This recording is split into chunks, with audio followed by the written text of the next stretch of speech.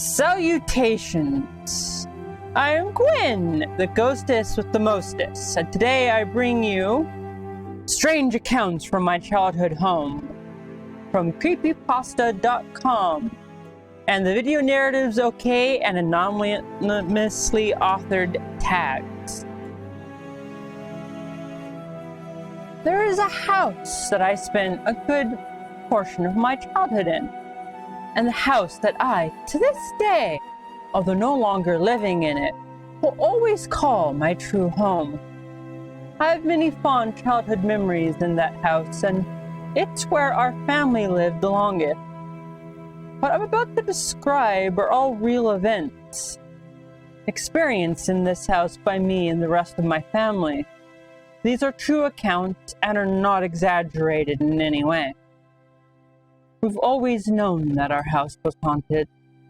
Not to the point of being insane and deadly like you see in the movies, but plenty of unnerving things have happened there. Let me start by telling you a little about the house. First thing you should know is that it's very old, from the 1800s. It used to be a hotel. When my family bought it, I, being the youngest, was only a little kid. We remodeled that house and even extended it a little. It took a very long time, but eventually that old, rickety house from the 1800s got a brand new, modern makeover. However, the things lingering in that house, which we couldn't see, stayed. At first, it started out with smaller things.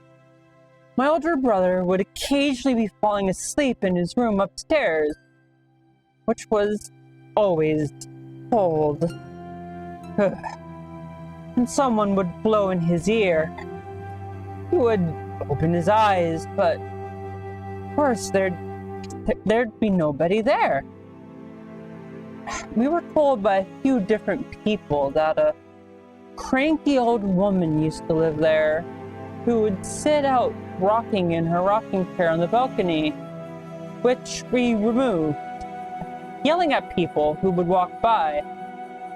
There was one night during which one of our older sisters was sleeping on the couch in the living room, and she started to hear a creaking sound. Described it as wood creaking rhythmically, coming from the spot just outside one of the upstairs windows, which used to be a door that led out to the balcony that no longer exists. One time when I was little, being all adventurous like I was, I took up a digital camera up to the furnished attic at night when it was quiet and pitch black. I made my way into the middle of the room, held up the camera, and started snapping pictures. I could only see what I was taking pictures of when the camera would flash. But then afterwards, when I looked at the picture taken on the digital screen, I eventually saw one of the pictures I had taken while I was facing a wall. A small black spot in the middle of the screen.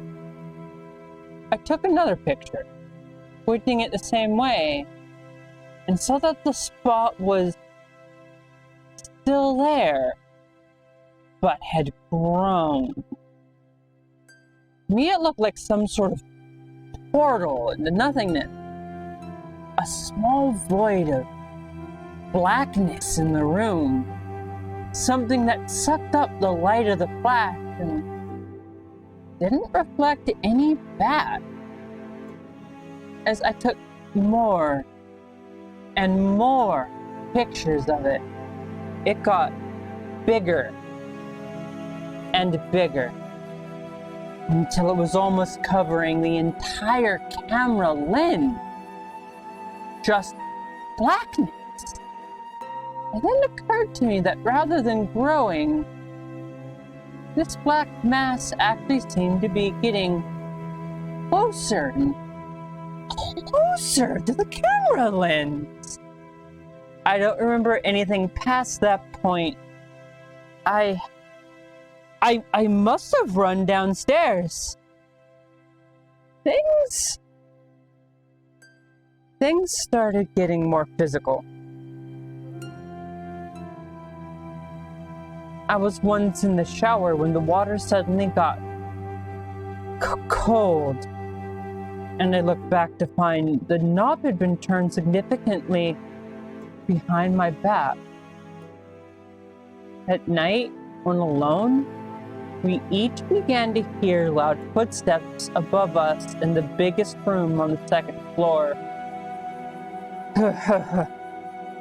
You would only ever hear them if you were alone, or were the only one awake. Once they were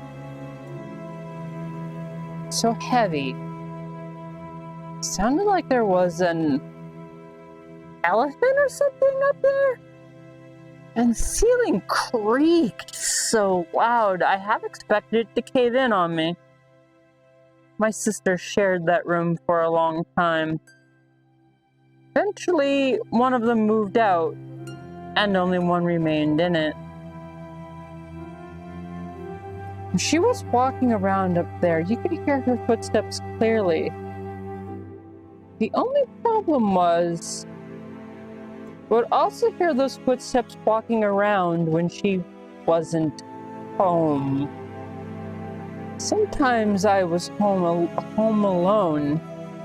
My mom awakened one night when my friend was sleeping over to loud footsteps running up and down the stairs.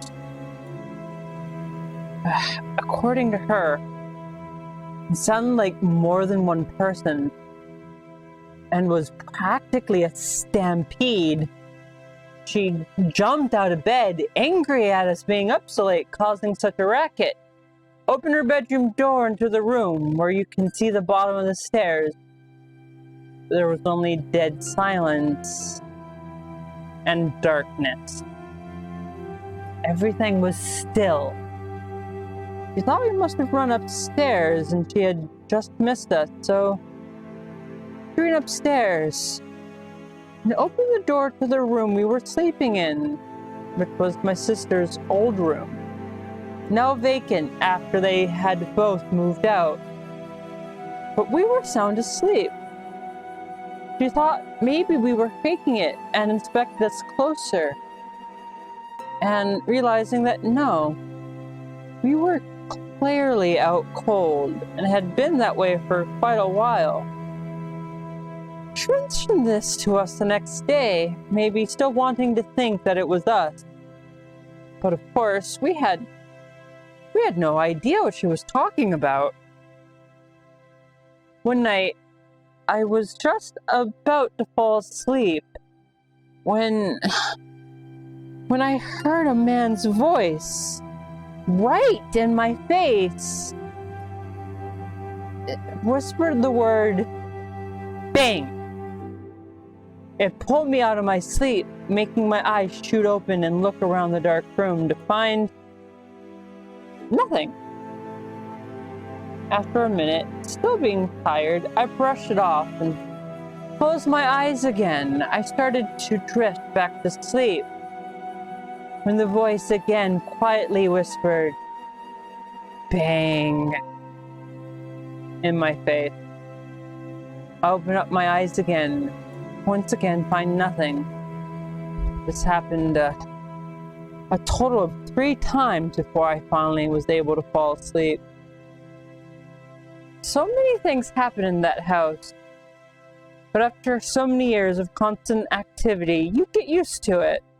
And the things that used to frighten you begin to simply annoy you? Sometimes if you were alone and there was a persistent noise being made where no other person was, like the squeezing and popping sound of plastic water bottles in the kitchen, you could simply look in the direction and say, stop it. And sometimes it would just stop. We were eventually able to get the things that were dwelling in that house out, and the activity after years of persistence stopped altogether. As I said earlier, I still consider the house my one and only true home, and I always will. I spent years growing up there as a child with my family and two of my close friends, as well as family friends, despite the occasional paranormal activity. I have many good memories of that place. It is where my mind will always wander back to whenever I think home. Why did they get rid of the ghosts? They obviously found a way to coexist. Why did they get rid of them? The ghosts weren't harming them, they were just messing around. I mean, if you're going to be in their home and remodel it, the ghosts are allowed to do what they want. They weren't trying to hurt anyone. They were just having fun. Why did they get rid of the ghosts? These ghosts were obviously not the harmful kind. It was just some pulties and stuff. And like, they're fine. It wasn't even angry pulties that like to throw things at people. They were just having fun, you know, doing what they did in life or when they were summoned to the material world. Why did they get rid of them? That is a travesty. They weren't harming them. Those ghosts did nothing wrong. Hashtag these ghosts did nothing wrong. They did nothing to deserve being exorcised from that home. Nothing. Oh, come on. The ghost level only